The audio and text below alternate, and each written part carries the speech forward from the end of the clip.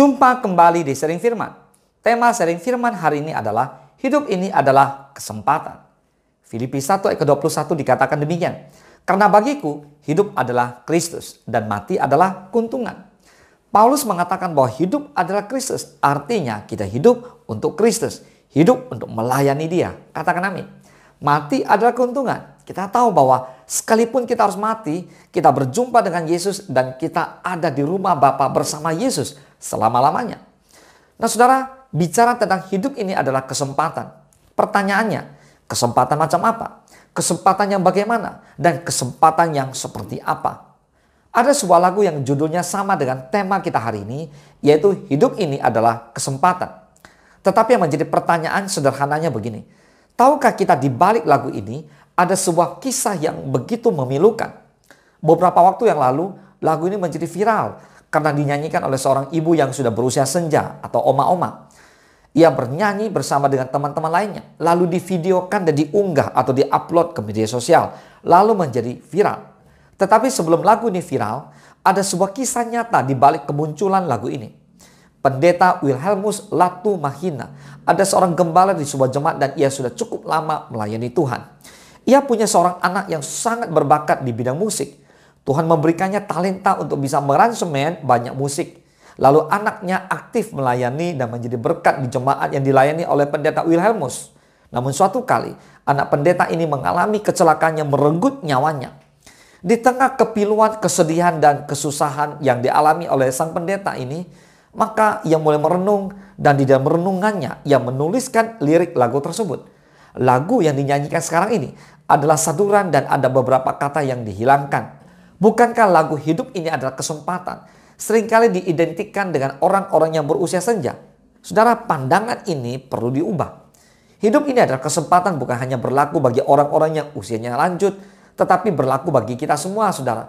Nah, di dalam renungannya, pendeta Wilhelmus mengatakan bahwa tidak selamanya kita muda dan kuat. Artinya, ada masa-masa di dalam hidup kita menjadi lemah. Seperti saat didera penyakit. Dan tidak selamanya juga kita jaya. Mungkin suatu kali perekonomian kita bisa sulit. Dan tidak selamanya kita hidup. Ada batas waktu untuk kita menjelajah sebagai musafir di dalam dunia ini.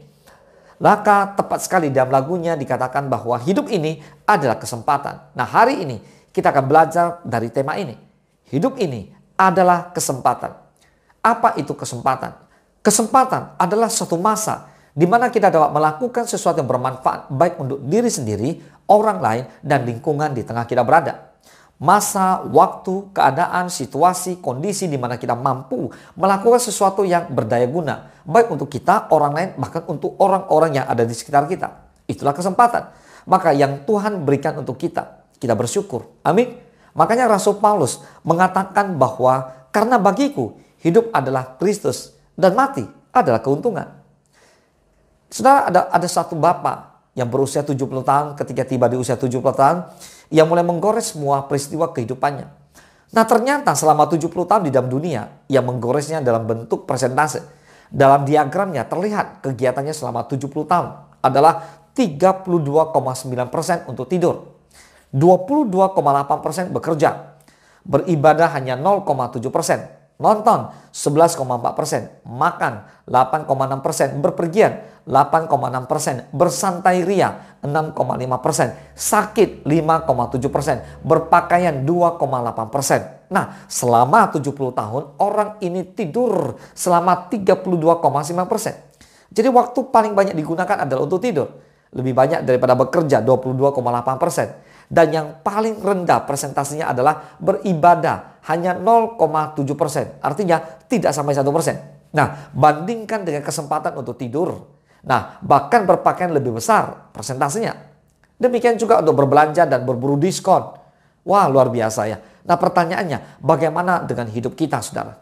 Saat ini, saya berusia 49 tahun. Selama itu saya sudah melakukan apa saja? Apakah lebih banyak tidur, atau lebih banyak beribadah, atau lebih banyak hal-hal yang lain? Inilah gambaran tentang kesempatan-kesempatan hidup yang Tuhan berikan kepada kita. Sudahkah kita menggunakan kesempatan ini dengan baik untuk melayani Dia? Nah, hari ini kita akan lihat dari firman Tuhan, bagaimana seharusnya kita memaknai dan mengisi kesempatan itu dengan sebaik dan semaksimal mungkin. Katakan amin. Jujur, Saya sangat diberkati dengan sebuah lirik lagu rohani yang mengatakan bahwa hidup ini adalah kesempatan. Berikut liriknya seperti ini. Hidup ini adalah kesempatan. Hidup ini untuk melayani Tuhan. Jangan sia-siakan apa yang Tuhan beri. Hidup ini harus jadi berkat.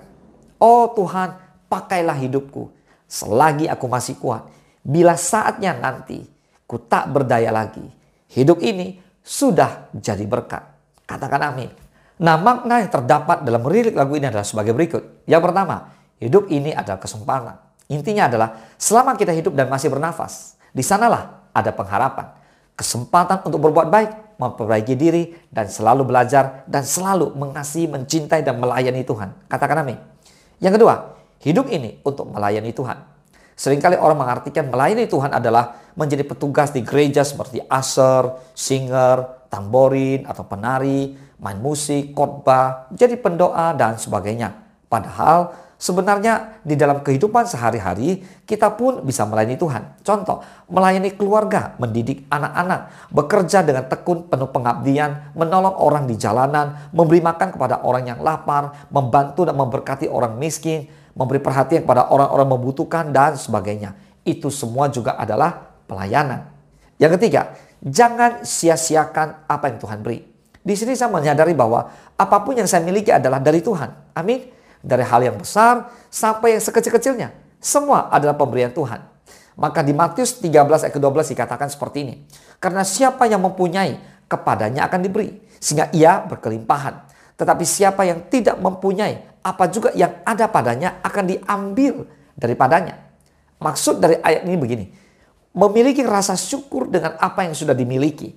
Dan saya berusaha menerapkan dengan mengucap syukur dengan apa yang sudah saya ada, punya, walau kecil. Namun tidak mengeluh tentang kesulitan dalam kehidupan ini. Selalu bersyukur. Karena Tuhan itu selalu baik. Dahulu, sekarang, dan selama-lamanya. So, walau sulit, jika melihat kenyataan yang saya hadapi saat ini, saya berusaha untuk bersyukur. Mengapa? Dan saya tahu bahwa Allah itu selalu baik. Allah selalu luar biasa. Allah selalu menyertai. Akhirnya saya diberi Tuhan untuk kekuatan yang terus bisa mengucap syukur. Katakan amin. Yang keempat, hidup ini harus jadi berkat. Berkat biasanya identik sama uang ya. Tapi berkat di sini bisa berarti dengan menjadi orang yang menginspirasi orang lain di sekitar kita. Bukan menjadi orang hebat. Coba renungkan, apakah keberadaan kita bikin orang lain senang atau malah jadi bete terus? Kalau kita sudah menjadi inspirasi atau menjadi berkat bagi orang lain, maka kita bisa membuat orang lain nyaman bersama dengan kita. Itu tandanya kita sudah jadi berkat. Amin. Syukur banget kalau kita bisa kasih makanan atau apa saja kepada orang-orang di sekitar kita. Amin. Yang kelima, pada refrain dikatakan, oh Tuhan, pakailah hidupku selagi aku masih kuat. Ini artinya selama kita masih sehat, masih kuat, masih bisa berkarya, mari izinkan Tuhan pakai hidup kita untuk jadi tangan perpanjangan Tuhan. Percuma kalau kita lihat orang susah, cuma kita bilang, Tuhan berkati orang itu. Sementara ada berkat yang ada di tangan kita, kita nggak berikan kepada mereka. Emang Tuhan mau nuruni uang dari langit? Oh, no. Tuhan kasih berkat pasti lewat manusia. Tuhan mau kita menjadi berkat. Entah karena kerja atau apalah. Yang pasti jelas kita bukan merampok atau mencuri ya. Tapi kita mau selalu menjadi berkat. Katakan amin. Yang keenam, bila saatnya nanti ku tak berdaya lagi. Hidup ini sudah jadi berkat. Wow, lagu ini benar-benar keren. Saudara, mumpung kita masih kuat dan karena bagiku hidup adalah Kristus dan mati adalah keuntungan. Mumpung belum tak berdaya lagi, masih kuat. Saya harus melayani Tuhan. Selagi masih ada kesempatan, selagi masih sehat, masih kuat, masih ada waktu sebelum Kristus datang kembali. Mari kita bersama-sama melayani Tuhan. Katakan amin. Tuhan Yesus memberkati.